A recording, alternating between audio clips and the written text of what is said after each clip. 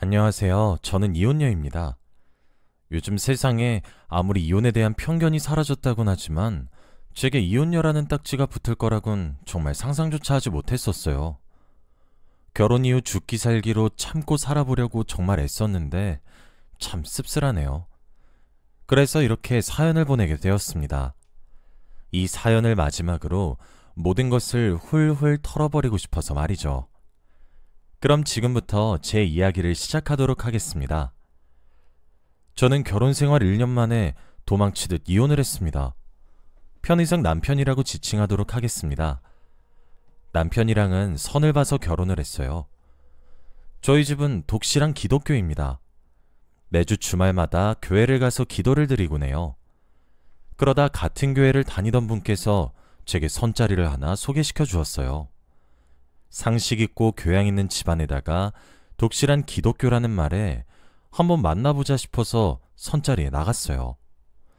서울 중심가에 아파트가 한 채 있고 꽤 괜찮은 대기업을 다니고 계셨고 저보다 3살 많은 남성분이셨죠. 저도 꽤 손꼽히는 대기업을 다니고 있고 스펙도 꽤 괜찮아서 제가 어디 모자라거나 그러진 않았어요. 처음 만났던 순간 제게 매너 있게 행동해 주었고 순두부같이 서글서글하게 생긴 점도 좋았고 세심한 말투에 정말 제가 생각지도 못한 부분까지 살뜰하게 챙겨주는 모습이 무척 좋게 다가왔습니다. 또 선짤이라 당연히 가족관계에 대한 이야기도 자연스럽게 나오게 되었어요. 남편의 아버지께서는 지병으로 인해 일찍 돌아가시게 되었고 어머니께서 홀로 남편과 누나를 길러내셨다고 하더라고요. 게다가 평생 교편을 잡으셨다고 하셨고 교감 선생님까지 하다가 퇴직하셨다고 들었어요. 그렇게 홀어머니를 혼자 모시고 살고 있다고 하더라고요. 서글서글하게 웃으면서 이야기하는데 어쩜 그렇게 효심이 깊어 보이던지. 가벼운 마음으로 나갔던 선자리는 자연스럽게 길어지게 되었고 저는 직감적으로 느꼈습니다. 저희 두 사람 다 서로를 마음에 들어하고 있다는 사실을 말이에요. 결국 저희는 함께 만나보기로 결정했습니다. 그렇게 3개월 정도를 만났어요. 하루는 데이트를 하고 있는 도중 남편이 제게 고백할 것이 있다고 무게를 잡더군요. 저는 별대수롭지 않게 장난을 쳤는데 남편이 정말 진지하게 할 말이 있다고 하더라고요. 뭐냐고 물으니 남편은 말했어요. 나 사실 돌싱이야. 애는 없고. 저는 분명 미혼이란 이야기를 듣고 선자리를 나오게 된 것이었거든요. 그런데 갑자기 돌싱? 돌아온 싱글? 이혼난 그거? 하는 생각이 미치면서 이게 무슨 소린가 싶더라고요. 남편은 분명 중매하시는 분께 돌싱이라고 이야기를 했는데 3개월가량 만나보면서 제가 아무런 질문도 하지 않는 모습에 제가 이 사실을 모르는 거구나 싶어서 이야기를 꺼냈다고 하더라고요. 망치로 머리를 한 대 맞은 듯한 놀라움이 절 스쳐 지나갔어요. 멍한 제 표정을 보며 남편도 당황스러워 하더라고요. 제가 몰랐던 사실을 말이에요. 당연히 선자리에 나가기 전에 돌싱이란 사실을 남편은 밝혔기에 제가 알고 있을 거라 생각했다고 하면서요. 저는 일단 그 자리에서 즉시 생각할 시간이 필요하다고 이야기를 한 뒤 집으로 돌아갔습니다. 머릿속에서는 당연히 헤어져야 한다고 말을 하고 있었지만 고작 3개월에 지나지 않지만 그럼에도 불구하고 제게 헌신적이었던 모습, 다정하고 자상했던 모습 등이 떠오르기 시작하면서 그 모습들이 제가 원하는 남편상이란 사실을 부정할 수 없었고 또한 이혼했다는 과거를 고의로 숨긴 것이 아니라 선자리를 나가는 과정에서 정보가 누락이 되었던 것이었고 그걸 남편은 제게 다시 짚어줬다는 점이 솔직하다고 판단했습니다. 하지만 그 전에 이혼을 왜 하게 되었는지는 짚고 넘어가야 했죠. 그리고 정말 아이가 없었는지에 대해서도 말이에요. 저는 남편을 만나 이혼 사유를 물었습니다. 남편은 다른 이유 때문이 아니라 전처와 성격이 너무 맞지 않아 이혼을 하게 되었다고 그렇게 이야기를 했어요. 그리고 진짜로 아이 또한 없다고 맹세하더라고요. 그 말에 저는 남편이 과거 이혼을 했다는 사실에 상관없이 사랑하기로 결정했어요. 남편을 만나 이와 같은 결정을 내렸다고 말을 해주니 뛸 듯이 기뻐하며 제게 고맙다고 글썽거리더라고요. 이렇게 착한 남자가 내 남편이 된다는 생각에 저도 기뻤어요. 우린 6개월가량을 만났고 그때부터 결혼 준비를 시작했습니다. 중간에 남편이 과거 이혼 경력이 있다는 사실에 저희 부모님이 정말 거세게 반대하셨지만 그래도 딸의 고집을 이기지 못하셨죠. 저희 부모님은 남편에게 아이가 없다는 사실을 확답받고서야 겨우 허락해 주셨어요. 저는 너무 행복했어요. 상견례도 무사히 잘 치러냈죠. 시어머니가 되실 분도 직접 겪으니 어쩜 그리 우아하고 세련되신 것인지 결혼하길 잘했다는 생각이 참 많이 들었어요. 정말 말 한마디를 하셔도 무척 교양이 있으시고 다정하셨거든요. 하지만 한 가지 의아한 점이 있었습니다. 남편에게는 누나가 한 명 있었어요. 남편과 결혼을 하게 되면 제게는 시누이가 생기는 것이니 미리 만나서 좀 친해져야겠다고 생각을 했었어요. 남편에게 자리를 만들어달라 얘기를 하면 남편은 다른 때와 달리 두루뭉술 넘어가거나 말을 돌리기 바빴고 그러지 말고 상견례 자리에서 보라고 얘기하곤 했어요. 그것도 맞는 말이다 싶어서 그래야겠다고 생각을 했는데 남편의 누나분께서는 상견례 자리에 참석하지도 않으셨더군요. 그 이후 결혼을 하기 전에 한 번은 만나서 인사를 드려야 되겠다 싶어서 남편에게 누나분의 이야기를 입에 올리면 남편은 어차피 자주 볼 일 없을 거다. 왜 괜히 그러냐. 만나지 않아도 된다. 등등의 대답을 하면서 대화 자체를 회피했어요. 남매 간에 사이가 좋지 않은 집안이 여럿 있다고 들어서 혹시 사이가 안 좋나 싶더라고요. 남편이 너무 싫어하는 것 같아 저도 그냥 마음을 편하게 먹기로 했죠. 그러나 결혼식까지도 누나분께서는 끝내 참석하지 않으셨어요. 하지만 아무리 사이가 좋지 않아도 남동생의 결혼식 날까지 불참할 수 있나 싶기도 해서 의아했습니다. 그 부분 하나만을 제외하고는 아무것도 마음에 걸리지 않았어요. 그렇게 저희가 처음 만나고 얼추 1년이 지난 어느 봄날 저는 새 신부가 되었습니다. 완벽한 결혼 생활이 시작되는 순간이었죠. 하지만 제 기대와는 달리 신혼생활은 아주 다르게 흘러가기 시작했습니다.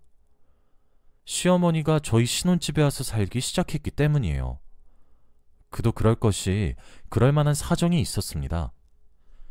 시어머니는 전원주택에 남편과 함께 살다가 남편을 분가시킨 이후 시어머니 혼자 주택에서 지내야 하셨죠. 그런데 그만 그 주택이 홀라당 타버린 것입니다. 발화원인은 밝혀지지 않았지만 다행히도 시어머니께서 화재보험에 가입되어져 있었고 천만다행으로 시어머니가 외출을 하셨던 순간에 불이 나게 된 거라 재산상의 피해를 제외하고는 인명의 피해는 없었다고 말씀하시더라고요. 정말 기적과도 같은 일이었어요. 시어머니는 집을 다시 복구를 하게 될 때까지 오갈 곳이 사라지게 되었고 저희 신혼집을 찾아오시게 된 것이었어요. 시어머니가 다른 이유도 아니고 집이 홀라당 타버려서 옷도 돈도 아무것도 건지지 못했다고 신혼집에 찾아와 울면서 하소연을 하시는데 어느 며느리가 그런 시어머니를 집에서 내쫓겠습니까? 저도 당연히 집수리가 끝날 때까지 마음 편히 머무르시라고 이야기했습니다. 시어머니는 고맙다고 제 손을 꼭 잡아주셨죠. 그렇게 결혼한 지 고작 2달 만에 저는 시어머니와 함께 합가를 하게 되었어요. 그리고 그렇게 시집살이 또한 시작이 되었습니다. 정말 매일매일이 스트레스의 연속이었고 피곤하고 지쳐갔습니다. 차라리 미쳐버리고 싶은 순간이 하루 이틀이 아니었습니다. 남편도 대기업을 다니고 있지만 저도 남편 못지않게 돈을 벌어오는 맞벌이 부부예요. 둘이 벌이는 비슷하거든요. 그러나 저희 회사는 성과제를 도입하고 있기 때문에 제가 인센티브를 많이 받는 달에는 남편보다 더 벌어올 때도 종종 있어요. 그런데도 집안일이 더러우면 전부 제 탓이었어요. 청소 가지고 트집을 잡으시는 건 기본이셨어요. 세상 어느 며느리가 집안일을 할 때 전등에 묻은 먼지까지 닦나요? 하지만 시어머니는 굳이 의자를 밟고 올라가 천장에 붙어있는 전등까지 쓸어서 묻은 먼지를 제게 보여주며 지저분하게 살지 말라고 타박을 주셨어요. 그런 시어머니께서 냉장고를 여시는 순간이 되면 그 순간마다 냉장고 꼴이 왜 이러냐고 저를 매일같이 타박하셨습니다. 정말 매일같이 스트레스에 시달려야 했어요. 심지어 저희와 합가한 지 2달 뒤에 시어머니 생신이 있었습니다. 생신 파티를 저희 집에서 하겠다고 하시더군요. 생신 음식을 저보고 전부 다 혼자 차려내려고 아주 당당하게 요구하셨어요. 처음에 저는 저희 셋이서 조촐하게 하려는 건가 싶었는데 알고 보니 시댁 관련 친척들 전부를 저희 신혼집에 초대하셨더군요. 당연히 저는 안 된다고 반대했습니다. 제가 30명이 넘는 사람들의 음식을 해내지도 못할 뿐더러 저희 집에 그런 공간이라도 있어야죠. 셋이서 사는 것도 어쩔 때는 좁다 느껴질 때가 있는데 30명을 들여보낸다고요? 진짜 말도 안 되는 일이잖아요. 시어머니는 제가 거세게 반대하자 남편 몰래 저를 표독스럽게 노려보시다가도 남편에게는 온갖 불쌍한 척을 다하기 시작했어요. 남편은 시어머니 이중적인 모습도 모르고 그저 엄마 이러고 자빠져 있더라고요. 제가 시어머니께 물었어요. 아니 어머니, 그래요, 손님들 다 온다고 칩시다. 그럼 30명이 넘는 사람들 접대 음식을 저더러 혼자 하라는 말씀이신 거예요? 어머니, 정말 해도 해도 너무하신 건 아니에요? 여기 저희 신혼집이에요. 그리고 저도 돈 벌어오는 직장인이란 말이에요. 어떤 달은 남편보다 제가 더 많이 벌기도 해요. 그런데 그런 저더러 30인분이 넘는 음식을 만들라는 거세요? 정말 흥분이 가라앉지 않더라고요. 저도 그간 쌓인 것이 많아서 그런지 씩씩거리면서 쏘아 붙이듯 말을 하게 되었어요. 시어머니는 역겹게 두 눈을 동그랗게 뜨고 눈물을 뚝뚝 흘리면서 남편 품에 안겨 울더라고요. 며느리한테 생일상 받아보는 것이 소원이었다고 하면서요. 남편은 그런 자기 엄마를 안쓰러워하며 저한테 눈짓을 하는데 저더러 뭘 어쩌라는 거였을까요? 제가 웬만하면 그냥 넘겼을지 몰라도 저는 조목조목 따지기 시작했습니다. 그리고 어머님, 왜 굳이 저희 집에서 해야 하는 건가요? 어머님 생일상? 차려드릴 수 있어요. 하지만 저희 집에서 생신 파티하는 것은 좀 아니죠. 더 넓고 좋은 곳 제가 예약해 드릴게요. 저희 집에 손님용 친구가 있길 하나요? 큰 상이 있길 하나요? 그렇다고 해서 식기 세트가 많지도 않잖아요. 그리고 설사 있다고 하더라도 그분들 시골에서 올라오셔서 분명 하룻밤 자고 가실 텐데 전부 다 새로 살까요? 논리적인 제 의견에 남편도 어느 정도 동의하기 시작했는지 시어머니를 달래는데 정말 그 꼴을 보고 있자니 복창이 터지는 것만 같았어요. 결국 저의 거센 반대로 생신 파티는 집 근처 뷔페를 제가 멋대로 예약을 했어요. 결국 그 전까지는 조금 내내하며 맞추는 며느리였는데 그때 처음으로 제 의견을 굽히지 않았죠. 시어머니는 불만이 가득하셨지만 뭐 어쩌겠습니까? 그 일을 계기로 더 이상 시어머니가 계시는 집에 머무르기조차 싫어졌어요. 제가 다니고 있는 대기업은 다른 곳과 달리 하루 근무 시간을 8시간으로 권장하는 곳입니다. 사실 대기업 치고도 야근이 별로 없는 곳이기도 하고 제 직종도 그렇기도 하고요. 그런데 시어머니와 함께 산 지 2달이 넘어가기 시작하니까 신혼집에 들어가기조차 싫어지더라고요. 집 공사한 지는 2달이 넘어가는데 대체 뭐 때문에 이렇게 늦나 싶기도 하고요. 결국 저는 회사에 남아서 일을 더 하고 가기 시작했어요.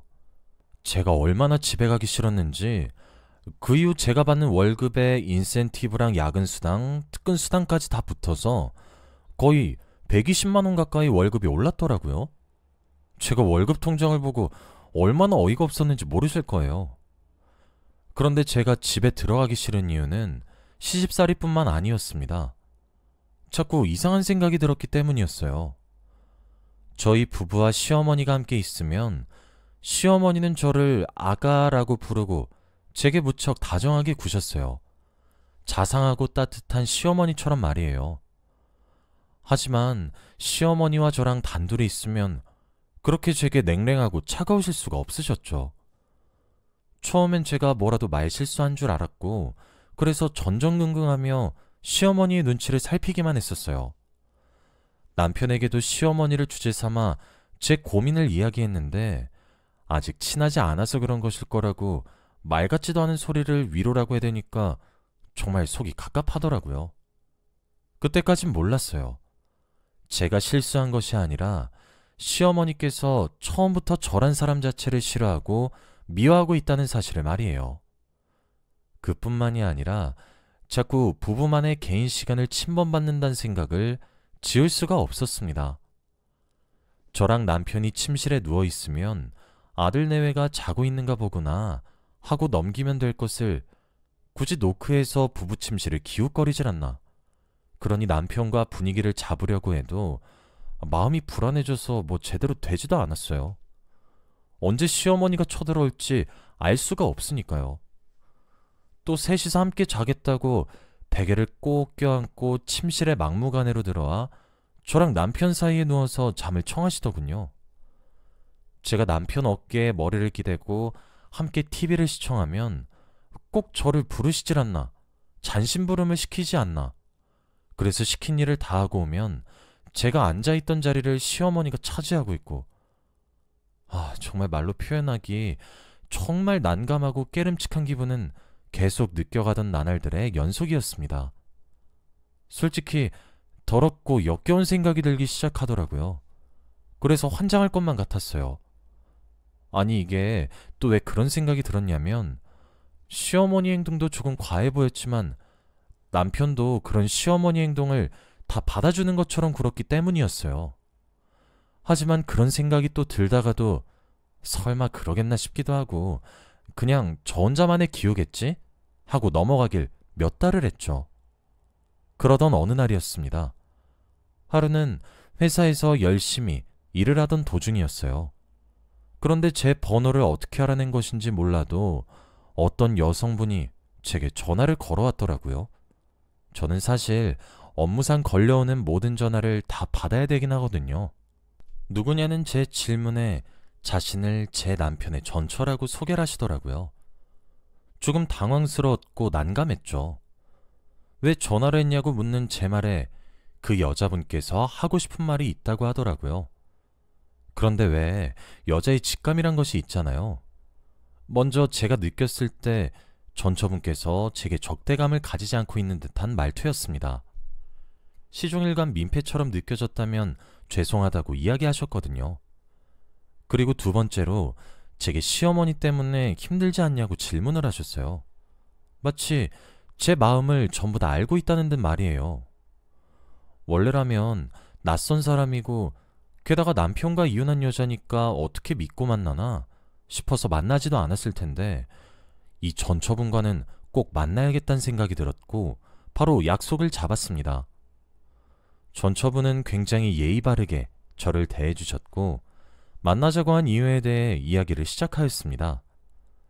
저는 전처분의 이야기를 들으면 들을수록 입이 떡 벌어질 정도로 놀랄 수밖에 없었습니다. 사실 알고 보니 성격 차이 때문에 이혼했다는 남편의 말은 사실 전부 다 새빨간 거짓말이었더라고요. 실제로 이혼을 하게 된 이유에서는 시어머니의 지나친 간섭과 시집살이 때문이었어요. 증거를 제게 보내줄 순 없어서 가져왔다며 바리바리 챙겨온 서류들과 수많은 녹음 파일들이 그 말을 증명하더군요. 제가 이상하고 깨름칙하게 느꼈던 설마 했던 그 상황이 맞았던 거였습니다. 시어머니는 제 남편을 아들이 아닌 남자로 생각하고 있었고 그래서 아들을 빼앗아간 며느리를 그렇게 구박했던 거였어요. 전처분의 말에 의하면 남편의 누나 또한 그 집안과 연을 끊고 사는 이유 또한 시어머니의 그릇된 사랑 때문이라고 말씀하셨고 제게 남편의 누나 되시는 분의 연락처를 알려주었습니다. 저는 그 자리에 앉아 들은 모든 이야기들이 정말 도무지 이해가 가지 않았어요. 이야기를 듣는 내내 저는 전처분께 물었습니다. 제가 제대로 이해한 것이 맞나요? 라고 말이에요. 제가 그렇게 물으시면 전처분께서는 몇 번이나 이야기해 주셨어요. 네, 이해해요. 많이 혼란스럽고 당황스러우신 거 저도 잘 알아요. 제가 이뤄낸 것은 그 사람과 다시 잘 되고 싶어서가 정말 절대 아니에요. 제가 민폐를 저지르는 것일 수도 있고 그저 오지랖일 수도 있는데 정말 진실을 알려드리고 싶어서예요. 저와 같은 피해 받지 않게 하기 위해서요. 라고 말이에요. 저는 전처분과 그렇게 헤어지고 난 이후 한참을 멍하니 있다 남편의 누나분께 전화를 걸었습니다. 제가 남동생의 새로운 아내라는 말에 한동안 말이 없으셨고 전화를 끊으려던 찰나에 제가 간절하게 만나달라 청했어요. 남편의 누나분께서는 한참을 고민하시더니 지금 만나자고 어디냐고 나오겠다고 대답하셨죠. 제가 있는 곳으로 한달음에 달려오셨더라고요. 전 그렇게 처음으로 형님의 얼굴을 보게 되었습니다. 보자마자 딱 알겠더라고요. 남편과 너무 많이 닮아서 말이에요. 저는 형님께 정말 맞는 말인 거냐고 물었습니다. 결혼 생활의 이야기, 결혼 생활에서 느꼈던 점, 전처와의 만남, 일련의 상황들에 대해 이야기했어요. 형님께서는 전부 사실이라고 제가 하는 질문에 전부 긍정하셨습니다. 그리고 한참을 망설이는 듯 하더니 제게 조심스레 이야기하셨죠. 널 보니 이미 너무 큰 충격을 받은 것 같아서 옛날 동서가 이야기해주지 않았나 보네. 옛날 동서가 우리 엄마 그릇된 사랑을 알게 된 것은 침실에 엄마가 설치한 몰래카메라를 발견하면서 알게 된 거였어. 너도 오늘 집 돌아가자마자 한번 확인해보렴. 네? 형님, 그게 무슨 소리예요? 그게 우리 엄마가 원래 동생 부부 침실을 카메라로 감시하고 있었고 그게 걸려서 동생 이혼당한 거였어. 저는 정말 할 말을 잃었고 너무 큰 충격에 빠질 수밖에 없었습니다. 형님의 말은 거기서 끝나지 않았습니다. 그리고 엄마 집이 불타서 너희 집에 지금 몇 달째 계신다고 했지? 너 두 눈으로 직접 확인한 사실 맞아? 엄마 말만 듣고 그렇다고 생각하고 있던 건 아니고. 그리고 네 남편 너무 믿지 마. 걔는 원래 다 알고 있었으니까. 옛날 동서 때도 그랬어. 걔가 정말 아무것도 몰랐을 것 같니? 정신 똑바로 차려. 나도 인연 끊었으니까 충고해주는 거야. 저는 형님의 말에 진정으로 등줄기에 소름이 끼쳤고 안색이 새하얗게 질렸습니다. 제 표정을 보신 형님은 제게 시어머니의 집이 정말 불에 탔는지 가서 확인을 하라고 일러주시곤 자리에서 일어나셨죠. 저는 그 길로 차를 미친 듯이 운전해서 시어머니 집에 갔습니다. 그리고 형님 말이 맞다는 사실을 깨달을 수 있었어요. 정말 멀쩡하고 멋진 전원주택이더군요. 시어머니는 신혼집에 빌붙기 위한 구실을 지어냈던 거였어요. 저는 전처분께 전화를 걸었습니다. 전처분은 한참이나 오열을 하며 오는 제 전화를 끊지 않으셨죠. 그러면서 형님께 들은 몰래카메라 이야기부터 시작해서 하나하나 이야기해 주셨고 증거를 잡고 이혼하라고 조언해 주더군요. 남편 또한 이 모든 사실을 알고 있고 그저 방관하고 있으니 정신 똑바로 차리라고 말이에요. 저는 정신을 차리려고 노력했습니다. 아무렇지 않은 척 집으로 돌아왔고 그 주 주말에 남편과 시어머니를 세트로 여행지로 보내버렸어요. 그동안 며느리 역할을 제대로 하지 못한 것이 너무 미안해서 보내드리는 거니까 오랜만에 모자지간 오붓하게 보내라고 웃으면서 말이에요. 토가 나올 것처럼 역겨웠지만 후일을 대비해야 했어요. 그렇게 보내고 난 뒤 저는 경찰에 저희 집에 몰래카메라가 있다고 신고를 했습니다. 곧 도착한 경찰관들은 저희 집을 수색하기 시작했어요. 그렇게 부부 침실에서 몰래카메라 3개, 저희 집 방 화장실에서 2개가, 그렇게 총 5개가 나왔고 결정적으로 시어머니 방에 몰래카메라를 관찰하는 적을 발견하게 되었어요. 경찰관님들도 혀를 내두르더군요. 저는 그 길로 경찰에 신고를 했습니다. 그렇게 결정적인 증거를 확보했어요. 그렇게 1박 2일 역겨운 두 모자지간의 여행길이 끝나기 전 저는 이혼 서류와 결정적 증거들을 백업시킨 뒤 두 사람이 돌아오기만을 기다렸습니다. 여행지에서 돌아온 두 사람에게 저는 선택지를 줬어요.